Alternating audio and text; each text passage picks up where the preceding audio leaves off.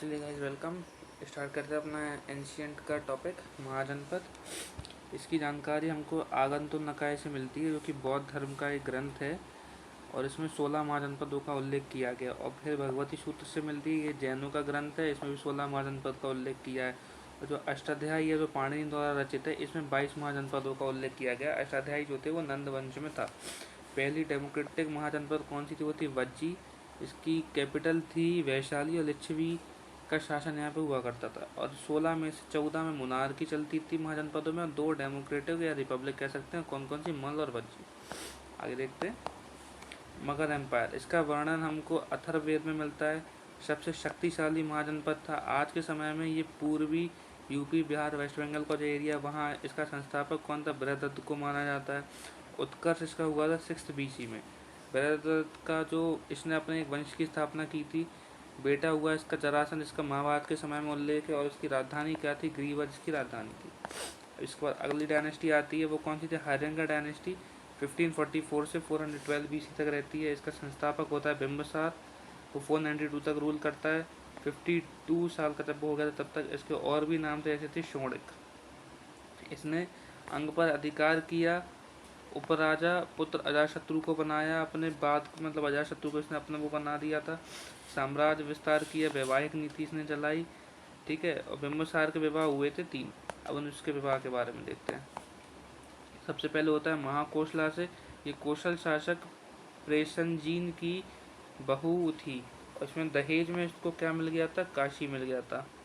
चेलना से हुआ, ये चेटक की पुत्री थी। और शेमा से हुआ, ये मध्य प्रदेश की राजकुमारी थी। मध्य प्रदेश यानी कि पंजाब साइड का एरिया। बिंबिसार पहले बौद्ध धर्म का फॉलोअर था, पर पत्नी चेलना के कहने पर उसने जैन धर्म को अपनाया था। यानी इकलौता मतलब ऐसा रूलर था जो कि दोनों धर्मों में था। कौन? वो बिंबिसार, जिसने कि पहले बौद्ध धर्म में था, फिर किस पत्नी के कहने पर? चेलना के कहने पर उसने जैन धर्म को अपना लिया था। इसकी राजधानी क्या थी? राजगृह इसकी राजधानी थी। बिंबिसार ने बड़े पुत्र को अपना उत्तराधिकारी घोषित किया था, जिसका नाम था दर्शिक। अजातशत्रु ने अपने पिता की हत्या कर दी थी। अजातशत्रु का पिता कौन था? बिंबिसार था। क्यों? क्योंकि उसने अपने बड़े बेटे को गद्दी पर बिठाने का डिसाइड किया था। इसलिए अजातशत्रु को पितृहंता शासक भी कहते हैं, जो अपने पिता को मार कमाता। और हर्यंका वंश को पितृहंता वंश भी कहा जाता है, क्योंकि बिंबिसार ने भी इसी प्रकार से अपने पिता से गद्दी प्राप्त की थी। आगे देखते हैं।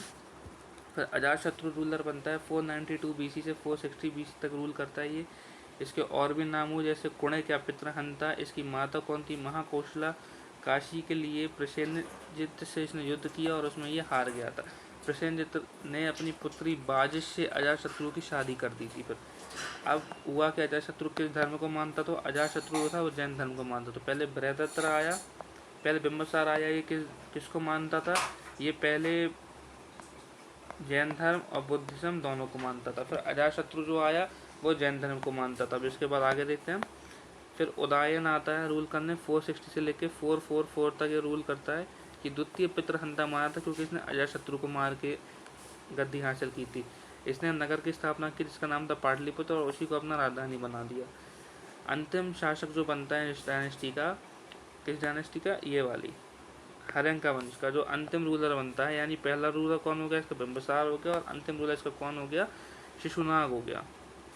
शिशुनाग नहीं, नागदशक हो गया।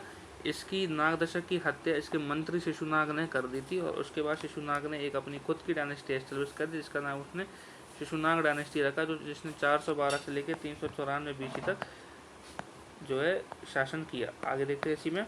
इसका संस्थापक कौन था? इसका संस्थापक शिशुनाग था। इसकी राजधानी क्या बनी? वैशाली बनी। जबकि उदयन जो था, इसने एक नगर स्थापना की थी पाटलिपुत्र, राजधानी भी उसी को बना लिया था इसने, यानी इसने राजधानी भी परिवर्तित कर दी। फिर शिशुनाग ने अवंती शासक प्रदोत्त को हराया, और इसने अपना उत्तराधिकारी कालाशोक को बनाया, जिसने कि 394 से 366 तक रूल किया। अब कालाशोक जब रूलर बनता है तो इसने अपनी राजधानी बनाई पाटलिपुत्र।